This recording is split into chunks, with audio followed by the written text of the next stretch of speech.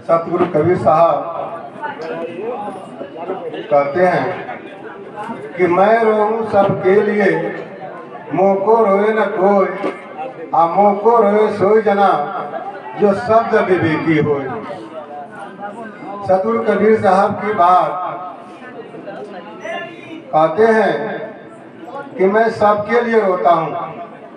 सब में कोई हिंदू, कोई मुसलमान, कोई सिख, कोई ईसाई, किसी एक जाति धर्म के लिए वो नहीं कहते हैं, वह सबके लिए कहते हैं, इसलिए कि सब बंदा उन्हीं का है।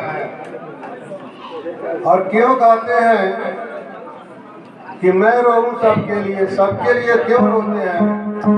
कि उनका जो यह जीव है, उनका अंश है। ईश्वर अंश, जीव अविनाशी और चेतन अमल सहज सुख राशि। जो मालिक का यह अंश जीव है, जो उनका सेवक है, यह सदा आनंद के राशि में रहता था। निर्गुण लोक में जब मालिक इसका उत्पत्ति किए, उस समय यह जीव आनंद में था। कोई इसको दुख, कोई तकलीफ इसको नहीं था और निर्मल था, मल से रहित था, विकार इसमें कोई भी नहीं था, सुख में आनंद में था। लेकिन यह जीव इस संसार में आकर के और इतना कष्ट भोगता है, त्राई मांग करके यह चिल्लाता है। जब यह माता के पेट में जाता है, जब गर्भ में जाता है और उस गर्भ में कुंभी पाक नर कहा गया है, वहाँ पर इस जीव को बहुत यातना मिलती है। तब यह मालिक का पुकार करता है। और एक दो जन्म की बात नहीं है, यह करोड़ों जन्म से यह जीव यह दुख पाता है। संतों की बाणी है, तिरेमन कोटि जन्म सतायो, 66 सहत भरमत 84, और मानुष तन दुर्लभ पायो। करोड़ों जन्म से यह जन्मता है, मरता है। 84 लाख जोनियों में जब जाता है तो हर बार जब ये मरता है तब इसको असह पीड़ा होता है। और जब मर करके जब माता के घर में जाता है तो भी इसको असह पीड़ा होता है। उस समय यह जीव उस मालिक को पुकार करता है। तब वह मालिक देखते हैं कि यह जो मेरा जीव आनंद के राशि में हमने इसको बनाया था निर्गुण लोक में, यह कितना कष्ट पा रहा है। तो उस जीव को उबारने के लिए वो कहते हैं कि मैं रोऊं सबके लिए, मोको रोए न कोई। मैं तो सबके लिए रोता हूँ कि सबका कल्याण हो जाए, सबका दुख दूर हो जाए, सबका जन्म मरण छूट जाए। लेकिन हमारा बात कोई समझने के लिए तैयार नहीं है, कोई समझ नहीं रहा है। उसका कारण क्या है कि उसको शब्द का विवेक नहीं है। जब तक शब्द का विवेक उसको नहीं होता तब तक हमारे बात को वो समझ नहीं पाएगा। तो सतगुरु की बात जब तक शब्द का विवेक नहीं होता है तब तक आप उसको समझ नहीं पाते हैं कि सतगुरु आखिर में उनका कहने का उद्देश्य क्या था। यह मनुष्य शरीर जो अति दुर्लभ बताया गया है, यह मनुष्य शरीर पाने का उद्देश्य है कि अजीव इस शरीर को पा करके और साधन करके यह अजीव सदा के लिए मुक्त हो जाए। भगवान राम ने अयोध्या वासियों से कहा कि साधन धाम मोक्ष के द्वारा आप पाई जो न पर लोक समारा। यह साधन के धाम मनुष्य शरीर आप लोगों को मिला है और इस शरीर में अगर आप साधन करके अगर भवसागर के पार नहीं करते हैं तो क्या गति होगा। सो परत दुख पावही सिर धुन पछताए और काली कर्म ही ईश्वर ही मिथ्या दोष लगाए। अगर भवसागर के पार नहीं करेंगे तो करोड़ों जन्म फिर दुख पाएंगे, जन्म मरण का कष्ट आप सहेंगे। इसलिए यह मनुष्य शरीर मिला है तो इसका उपयोग कीजिए। भवसागर से पार करने का यह एक नौका है और इसको पा करके आप भवसागर के पार करिए। लेकिन भवसागर के पार जाने का जो रास्ता है वह माया और ब्रह्म ने अनेक रास्ता बना दिया। अनेक पंथ, अनेक समुदाय, अनेक मतांतर इस संसार में बना दिया गया है, जिससे कि जीव यह विस्मित हो जाता है। इसको समझ में नहीं आता है कि हम कौन सा राह चले कि हमारी मुक्ति हो जाए। इसलिए कि हर राह में इसको मुक्ति बताया गया है। वह जिस राह को पकड़ता है उसी राह में उसको मुक्ति बता दिया गया है। फिर वही यह जीव फंस जाता है और जहाँ जाना चाहिए वहाँ यह जीव नहीं जाता है। तो सतगुरु ने कहा कि सन से सब जग खा गया और सन से खदे न कोई और सन से खदे सोई जना जो शब्द विवेकी हो। मालिक का नाम जो बताना चाहते हैं सतगुरु कबीर साहब, उसमें सबको संशय हो जाता है और संशय जो है वो सबको खा जाता है। जो डाउट है, संशय है, वो दुनिया के सब लोगों को खा जाता है। लेकिन जिसको शब्द का विवेक हो जाएगा, ज्ञान हो जाएगा, वो सारे संशय को दूर करके उस मालिक को बात को समझ जाएगा कि वो मालिक किस लिए मनुष्य शरीर दिए और क्या करने के लिए कहा। तो यह मनुष्य शरीर जो मिला है, यह सतगुरु की बात अगर समझ में आ जाए तो यह जीवन धन्य हो जाएगा। यह लोक में भी उसका निर्वाह होगा और परलोक में भी यह जीव सदा के लिए मुक्त होकर के चला जाएगा। तो सतगुरु कबीर साहब ने कहा कि सत शब्द तो एक है, सत शब्द एक हो तो है नहीं, अदू कहूँ तो गाड़ी अकय कबीर पुकार के सत शब्द है चारी। सत जो शब्द है जिसमें सबको डाउट है, सबको भ्रम है, वह सत शब्द चार है। और जब तक चारों का भेद आप नहीं समझेंगे तब तक आपका डाउट बना ही रहेगा।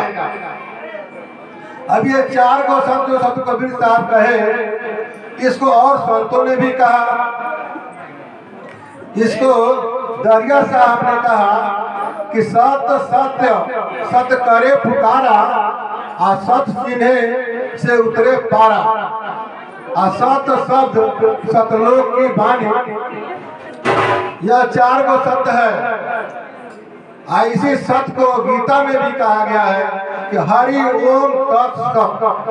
चार गो सत्य यानी चार गो रास्ता गीता में भी भगवान ने कहा, एक हरि ओम तत् और सत। और रामायण में भी इसको गोस्वामी तुलसीदास ने बताया है कि आन पक्षपात कछु राखूं, वेद पुराण संत मत भाखूं और एक है गुप्त मत।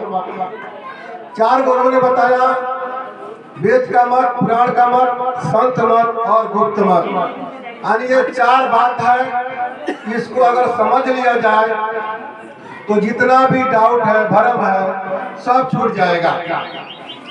अब चार शब्द की बात साहित्य में आपको कोई नहीं समझा सकता है।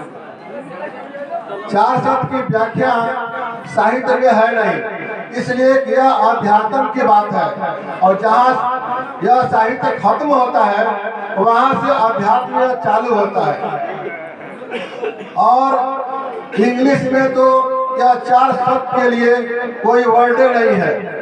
शब्द चार है लेकिन वर्ड सिर्फ एक है, तो इंग्लिश में कोई इसका समाधान कर ही नहीं सकता है। लेकिन जो अगर इंग्लिश में लेक्चर देता है, अगर सत्संग प्रवचन करता है तो लोग यही समझते हैं कि बहुत जानकार है, लेकिन वह क्या व्याख्या कर पाएगा जब 4 शब्द का माने वो एक ही जानता है, फिर वह तो उसको क्लियर तो कर नहीं पाएगा। तो जो 4 शब्द है उसमें पहला शब्द है सो और तो, सत कहा जाता है। दूसरा जो सत्य है वो सो आधा तो और य सत्य कहा जाता है। और तीसरा जो सत्य है वो सो और आधा तो सत हलंत होता है। और चौथा जो सत्य है वो सत आधा तो और पूरा तो सत तो संयुक्त, वो भी सत्य है।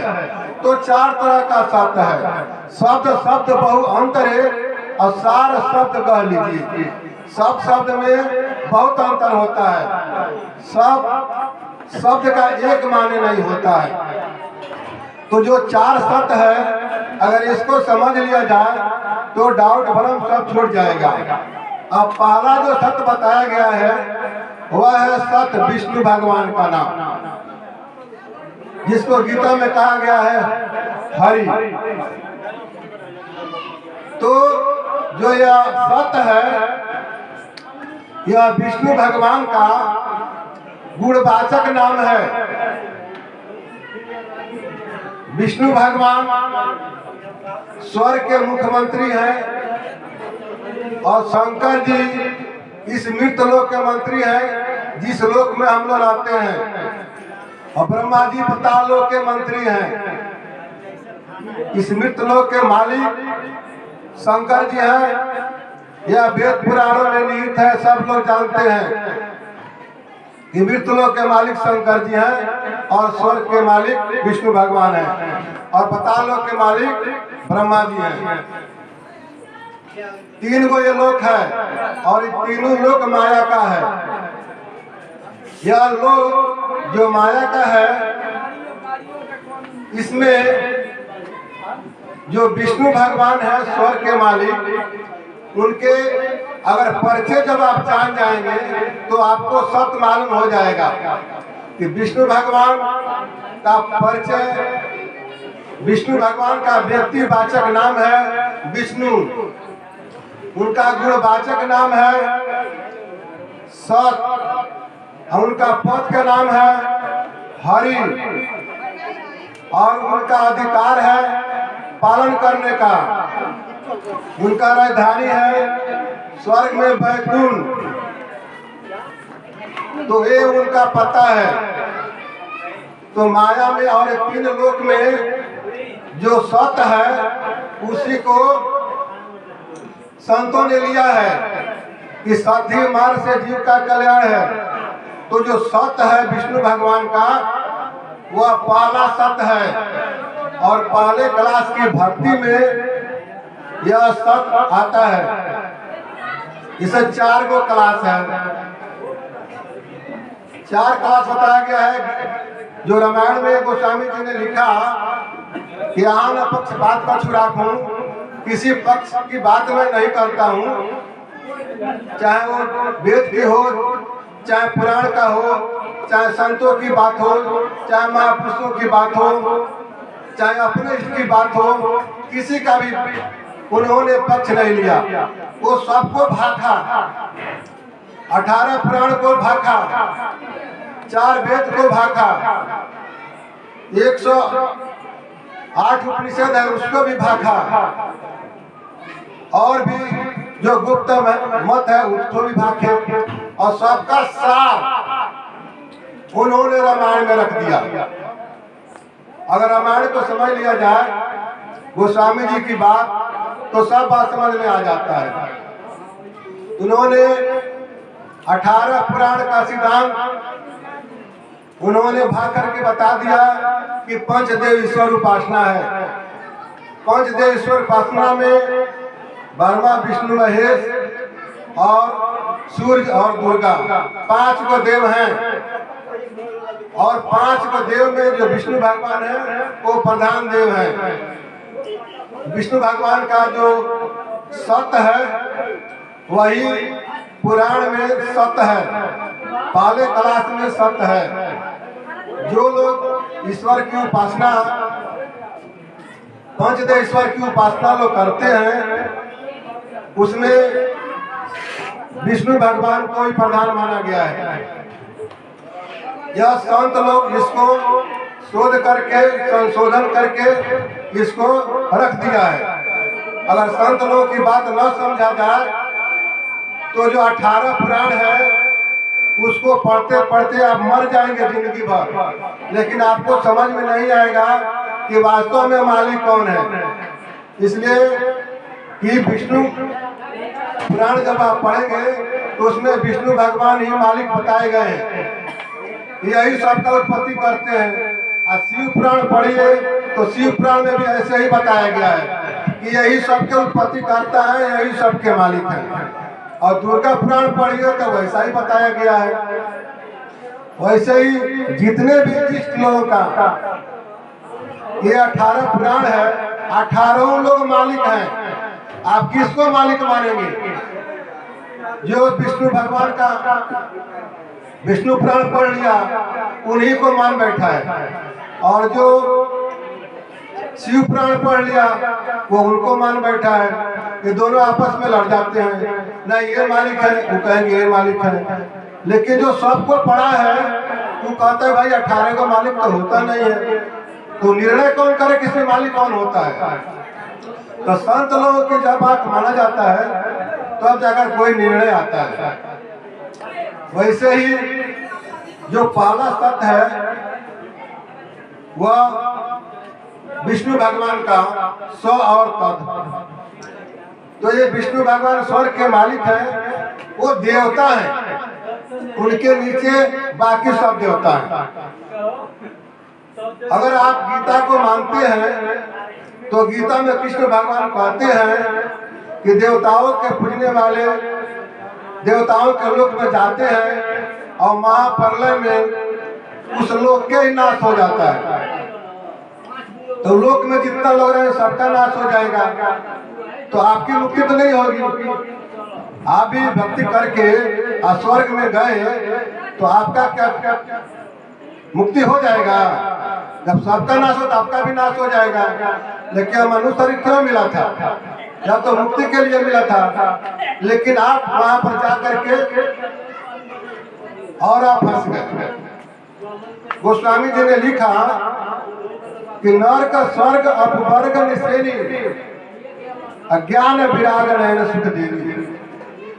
नरक स्वर्ग अपवर्ग माने स्वर्ग के अलावा भी जो लोग है, ब्रह्म लोक, निर्गुण लोक, जीव लोक, आत्म लोक, कैवल्य लोक, ये सब लोक में आपको सुख मिल सकता है, ज्ञान मिल सकता है, लेकिन आपको मुक्ति नहीं मिल सकता है। नरक स्वर्ग अपवर्ग निश्रेणी, निश्रेणी कहते हैं सीढ़ी को। यह सीढ़ी है, या दर्जा भाई दर्जा, स्टेप बाय स्टेप यह सीढ़ी है। इसको आपको जानना है, इसको चढ़ना है। आपकी मंजिल तो भवसागर के पार है। तो सब लोग कहते हैं कि भाई भवसागर के पार जाना है, और सब अपने इष्ट गुहार लगाते हैं, हमको भवसागर के पार कर दीजिए। और भक्ति करते हैं स्वर्ग का, तो स्वर्ग तो भवसागर में है, तो भवसागर के पार कहाँ से जाएंगे? इसलिए रामायण में बताया गया है कि यह निश्रेणी है। निश्रेणी माने सीढ़ी है, अब मंजिल तो है नहीं। जब आप मंजिल पर पहुंचेंगे तब तो आपको मुक्ति होगा। तो स्वर्ग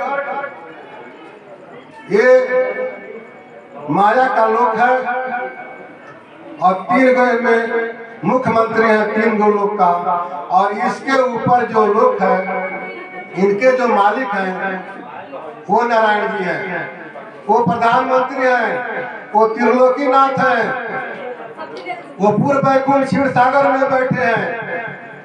उनमें तीनों गुण है। अपना एक गुण, एक ब्रह्मा जी को रजोगुण, और विष्णु जी को सतोगुण, और शिव जी को तमोगुण।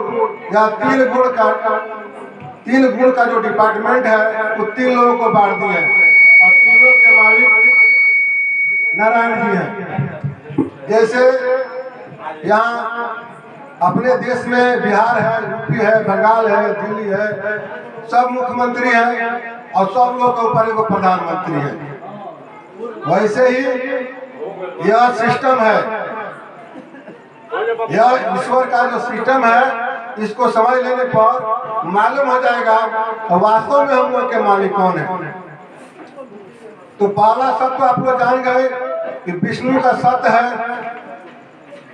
और दूसरा जो सत्य आप लोग बहुत जगह देखे होंगे, पढ़े होंगे कि सत्य नारायण व्रत कथा, सत्य नारायण व्रत कथा, नारायण जी का जो कथा होता है वो सत्य है। ब्रह्म सत्यम जगत मिथ्या, वहाँ सत्य लिखा गया है, वह नारायण का गुणवाचक है। सरगुण जो ब्रह्म नारायण जी हैं उनका गुणवाचक नाम है, उनका पद का नाम सरगुण ब्रह्म, और उनका व्यक्तिवाचक नाम नारायण, और उनका जो अधिकार है वो तीनों लोक पर है, तीनों लोक पर उनका अधिकार है। और ब्रह्मा विष्णु महेश जो लोग हैं इन लोग का एक एक लोक पर अधिकार है। कितना लोग आते हैं कि जो विष्णु है वही नारायण है, नारायण और विष्णु में भेद नहीं समझते हैं, जबकि विष्णु एक गुण के मालिक है, खाली सत्य गुण का, लेकिन नारायण जी में तीनों गुण है, जो रजोगुण है, तमोगुण और सतोगुण, तीनों गुण है, इसलिए त्रिगुणमयी कहा गया है। और तीनों लोग के मालिक त्रिलोकीनाथ कहे गए हैं, वो प्रधानमंत्री है। उनका जो सत्य है वो दूसरे क्लास में आता है, वह ब्रह्म है, सरगुण ब्रह्म। तो वेद में जो दूसरा क्लास है वेद, उस वेद में ईश्वर का दो भेद बताया गया है। पहला जो माया का जो लोक है, जो पहला क्लास है, उसमें 18 गो पुराण में 18 गो मालिक, उसका निर्णय आप नहीं कर सकते।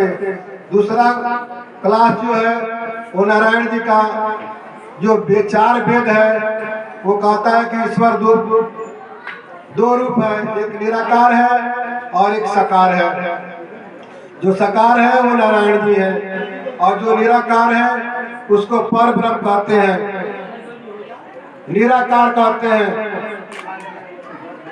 उसको अलख निरंजन कहा गया है, निरंजन कहा गया है। जो निराकार है, इस निराकार से सारा आकार निकला हुआ है, कितना सरगुण में आकार है वो सब निराकार से निकला हुआ है। तो ईश्वर के विषय में वेद में दो बताया गया है कि भगवान निराकार है और एक कहता है कि भगवान सरगुण है। वो भी पढ़ने वाले आपस में लड़ते हैं, लोग आपस में लड़ते हैं लोग। उसमें गोस्वामी जी ने कहा कि निर्गुण सरगुण नहीं कुछ भेदा, अपार बिच जीवी गावही वेदा। उसमें कोई अंतर नहीं है, जो निर्गुण है वही सरगुण है, जो पानी है वही बर्फ बन जाता है। जब बर्फ हो गया तो सरगुण में पहाड़ हो गया, और गल गया तो पानी हो गया।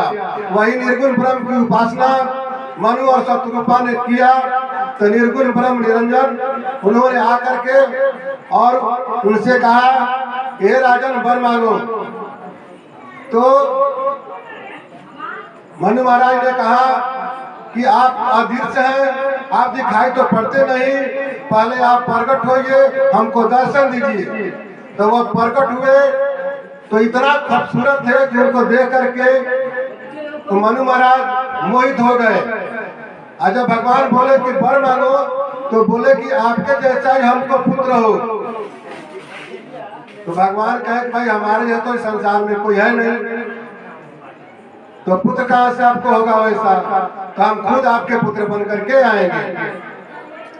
तो वही निर्गुण ब्रह्म निरंजना कौशल्या के गोद रामायण में लिखा गया है कोई निर्गुण ब्रह्म निरंजन जब कौशल्या के गोद में आते हैं तो उनके शरीर का नाम गुरु वशिष्ठ, उनके शरीर का नाम राम रखते हैं।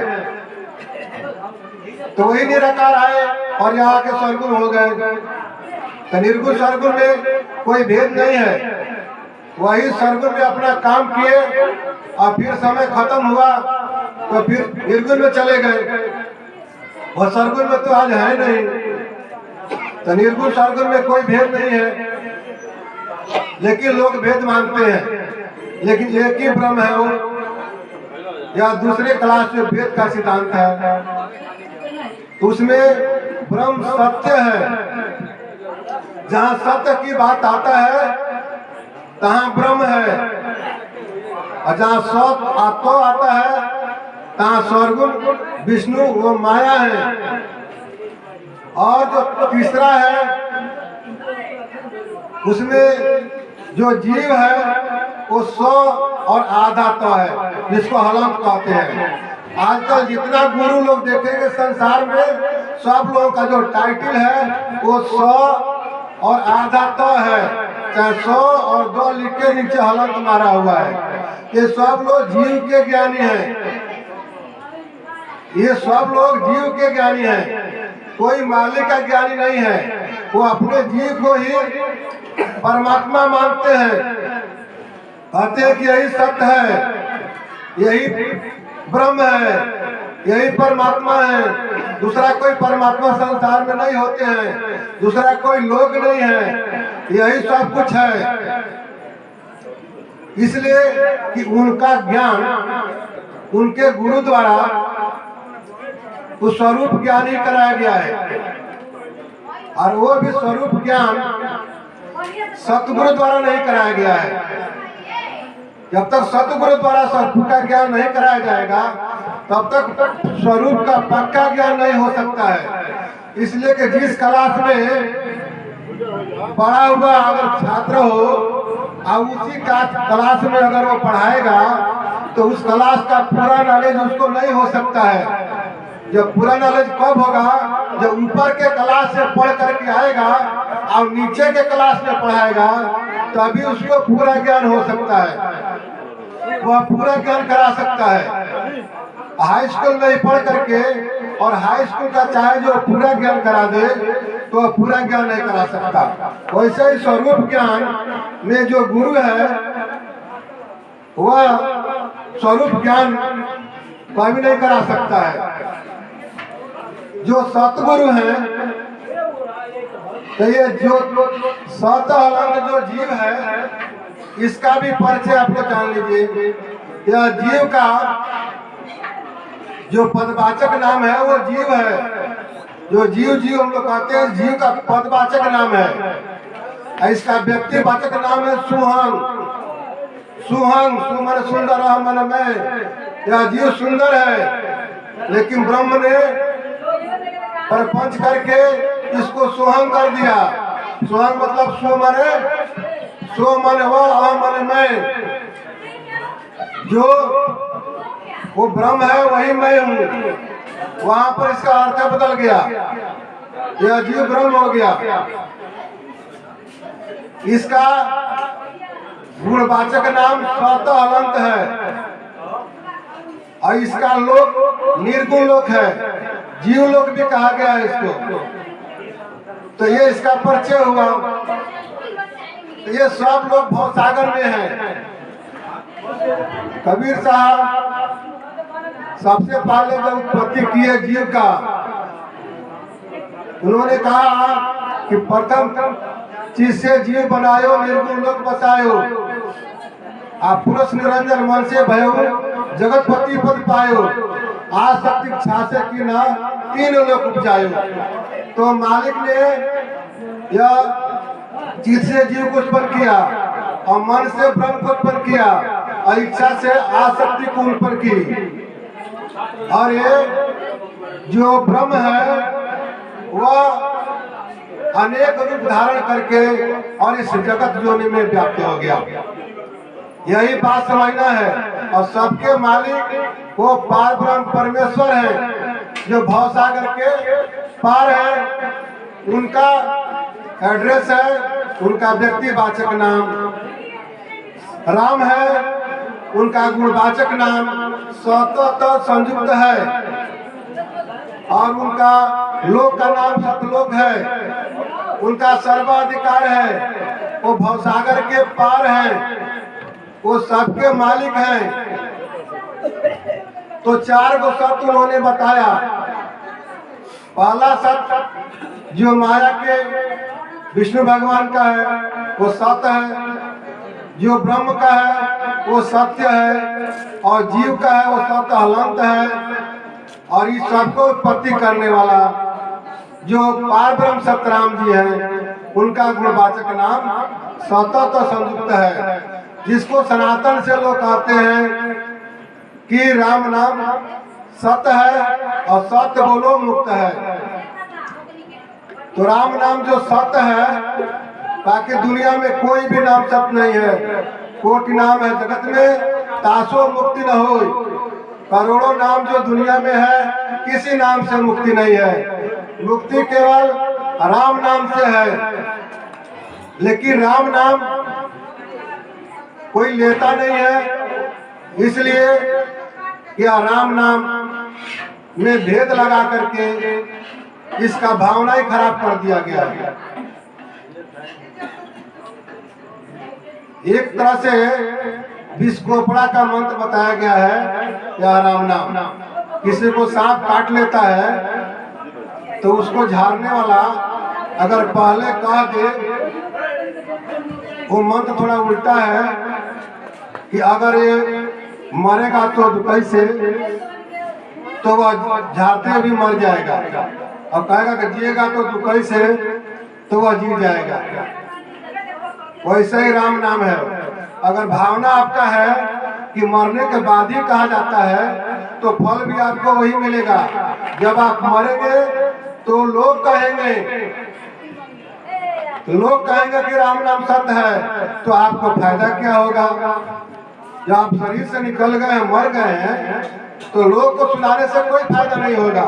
लेकिन आपकी भावना ऐसा ही था कि मरने पर कहा जाएगा, तो जब आप मरेंगे तब लोग कहेंगे। और उनको भी भावना ऐसा ही है कि जब हम मरेंगे, मरने पर कहा जाता है, तो वो भी मरेंगे तो लोग कहेंगे। लेकिन कहा गया है कि अगर सत्य बोलो मुक्त है, तो सत्य राम नाम है। अगर आपको जमाने में, आप जिंदे में राम नाम का सुगंध भजन करते हैं, तो आप मुक्त हो जाएंगे। यह बात सनातन से सब लोग कहते आए हैं और कह रहे हैं, आज भी कह रहे हैं, लेकिन लोग सुनते हैं लेकिन समझते नहीं हैं। इसलिए कि राम नाम में उसको भरम पड़ा है कि राम नाम या किसका है, या राम नाम सत्य है, तो सत्य बोलिए और सदा के लिए मुक्त हो जाइए। तो सतगुरु कबीर साहब कहते हैं कि मैं रहूं सबके लिए, मोको रोए न कोई, और मोको रोए सोई जना जो शब्द विवेकी हो। जब शब्द का ज्ञान हो जाएगा, तब जाकर के लोग सतगुरु को ढूंढेंगे, तब सतगुरु का वैल्यू होगा। सतगुरु को ढूंढेंगे कि कितना सौभाग्य की बात है कि करोड़ों अरबों लोगों में यह बात हमको समझ में आ गया, और जो मुक्ति है वह हमको सुलभ हो गया। बोल सतगुरु महाराज की जय जय जय, सतराम बाबा की जय जय जय।